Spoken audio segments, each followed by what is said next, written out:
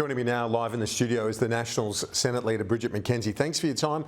You heard there the Leader of the House says he's happy with the foundations after year one. I know the Coalition is launching a campaign today targeting things like energy prices, cost of living.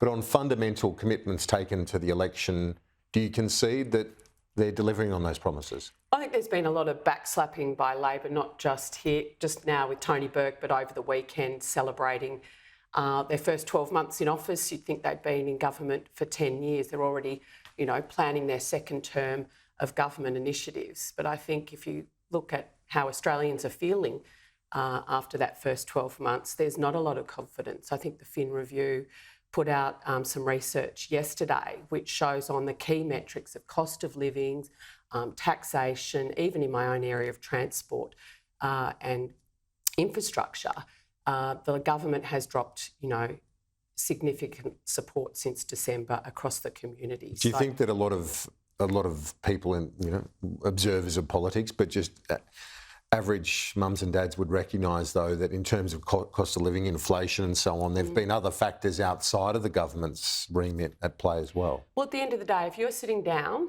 at the kitchen table saying, are we going to be able to afford the kids' swimming lessons this term or keep up with the mortgage repayments, given there's been 10 mortgage increases, rate increases over the last 12 months, that is not your you're not considering who's to blame here. You're actually just trying to get through. And the government came to power promising, real wage increase, broken, taxation burden increase, $300 billion over the next 5 years. Your mortgages have gone up. Energy prices were supposed to come down under Labor. They've gone up by 32%. So that is the real impact of the lack of hard decision-making by the Labor Party. They've squibbed it at every turn. The promises they have kept, though, Kieran, are to the TWU, to the CFMEU, to the MUA, and every turn they've made across a whole raft of policy areas, they've had their union backers front of mind in sort of settling those policy decisions. On the minimum wage decision, you heard Tony Burke there saying what the government has said repeatedly, they don't want to see people going behind. When you look at the Treasury forecast for inflation this financial year, the next financial year, 23-24, it's forecast to fall below 4%. Are you hoping the Fair Work Commission lands at around that mark in terms of making it viable for business as well? Oh, well, business, we do not grow the economy. We do not get inflation under control. We do not keep our standard of living unless businesses in this country stay viable and sustainable. That is a fact. Private enterprise runs the joint, and we need to make sure that they are able to be prosperous so that they can continue to employ Australians. I think when we look at real wages, what both the Treasury Secretary, Dr. Kennedy, the RBA have been saying about inflation is that they're simultaneously concerned about the lack of productivity gains.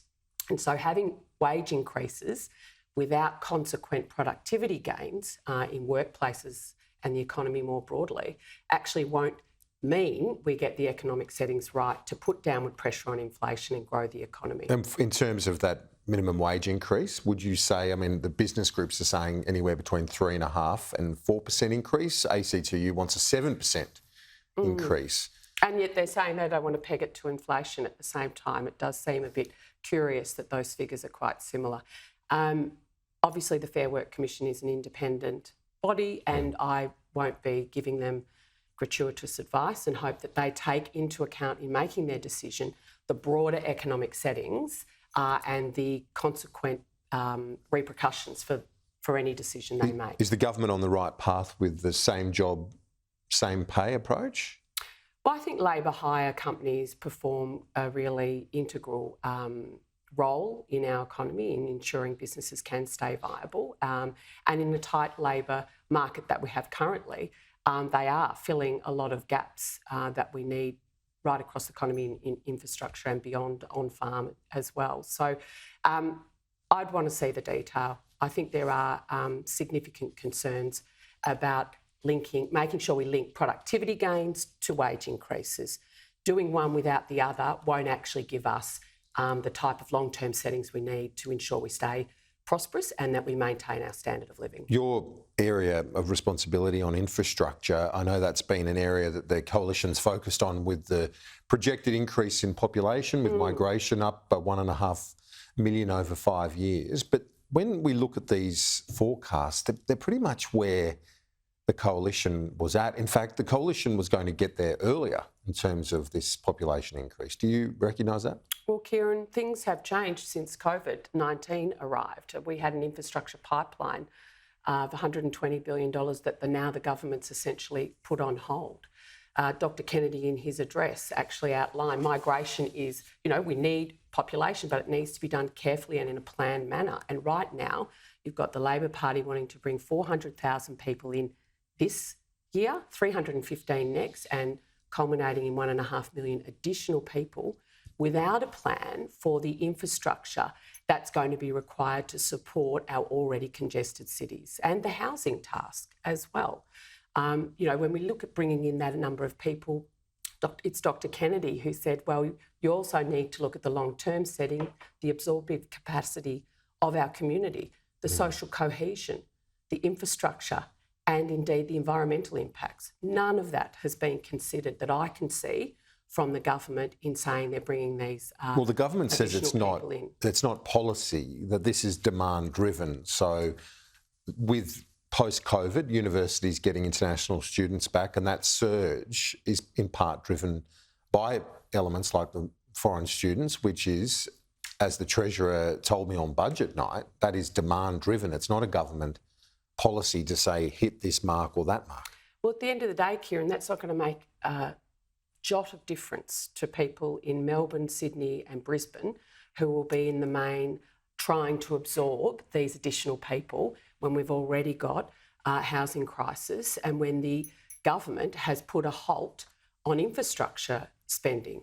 I think whether it be those first and last mile infrastructure investments, the $5.5 billion they've cut this financial year alone, or putting critical projects on hold into the never, they don't seem to have a plan. For them to now be taking their hands off the wheels and saying, we can't do anything about it, and leaving for our congested suburbs to deal with the impact, I think is irresponsible. On the Voice to Parliament, the government's launched its awareness campaign. This is not part of the yes or no campaign, just to tell people basically that this is the referendum it's on. When you look at the polling, and its support has steadily fallen from 62% according to the Resolve Monitor in the 9 papers, that was before Christmas, now down to 53%. The government apparently not too worried about those numbers. Should they be? Well, I think, constitutional recognition and reconciliation, if that was sort of the target question, we'd have a 95% yes. I think it is always difficult in this country to get a referenda question up, and exceptionally difficult when it is not a bipartisan approach.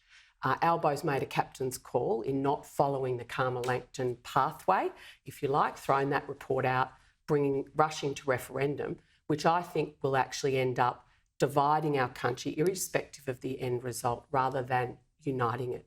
Do you think that majority will continue to fall away as we've seen that number? Well, changing our constitution is an incredibly serious decision for Australians to make, and the government's treated Australians with disrespect thus far by not giving them the detail, not taking them into their confidence and convincing them that this is actually what needs to be done. And I think the more Australians see the detail, the more concerned, rightfully, they are. My concern is that we have a respectful debate. And last week, we've seen that, people calling each other bedwetters, etc. That is not the way to have a respectful and serious debate about changing our founding document. On something Andrew Clennell asked Tony Burke about, and this, it's a $23 million program, cyber warnings for the Council of Small Business.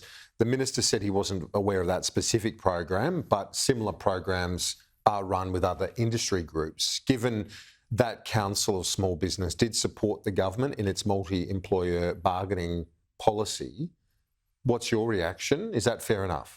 Well, it's great that we're investing in ensuring small businesses, are more cyber aware and actually conscious of cyber attacks. I have been concerned by, a push from this government to really have their pet projects, whether it be stadiums and suburban rail loops without cost-benefit analyses for their pet premiers, or indeed union and, it would seem, industry funding to ensure support for government policy. Bridget McKenzie, thanks for your time. Always.